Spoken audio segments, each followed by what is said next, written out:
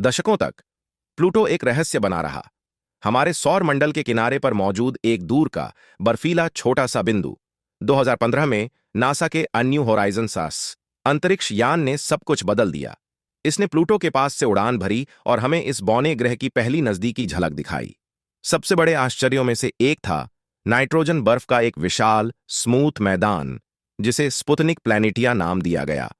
वैज्ञानिकों का मानना है कि जमी हुई सतह के नीचे उबलती हुई संवहन कोशिकाएं हैं जो लगातार बर्फ को नया बनाती रहती है।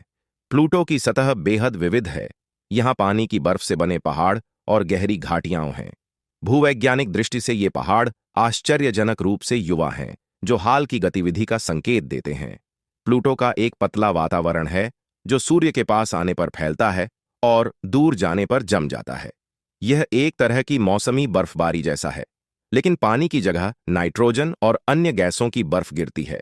प्लूटो के कई चंद्रमा भी हैं, जिनमें सबसे बड़ा है कैरन। कैरन इतना बड़ा है कि प्लूटो और कैरन को अक्सर एक डबल ड्वार्फ प्लैनेट सिस्टम कहा जाता है। कैरन के ध्रुवीय क्षेत्र में एक अनोखा लाल रंग दिखाई देता है, जो संभवतः प्लूटो से निकलने वाली गैसों के जमने से बना है। प्लूटो के छोटे चंद्रमा जैसे निक्स और हाइड्रा भी बेहद रोचक हैं।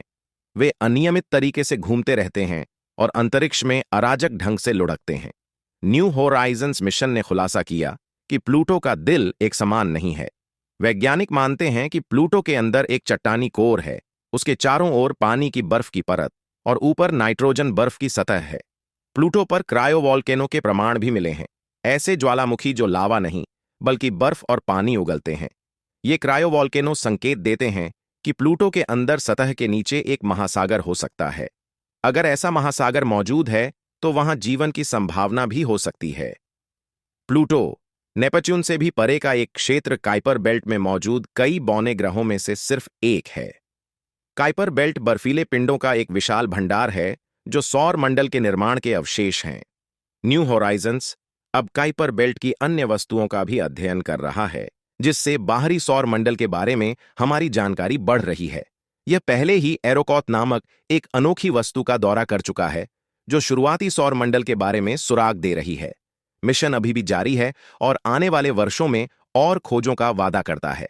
प्लूटो, जो कभी एक दूर का रहस्य था, अब जटिलता और सुंदरता से भरी एक दुनिया बन चुका है। नासा के न्यू होराइजन्स की बदौलत प्लूटो ने अपने कई रहस्य खोल दिए हैं और खोज अभी जारी है। प्लूटो की कहानी दृढ़ता और खोज की कहानी है, जिसकी शुरुआत 1930 में क्लाइड टॉम्बो द्वारा इसकी खोज से हुई थी। दशकों बाद न्यू होराइजन्स ने मानवता को इस दूर की दुनिया का अद्भुत दृश्य दिखाया,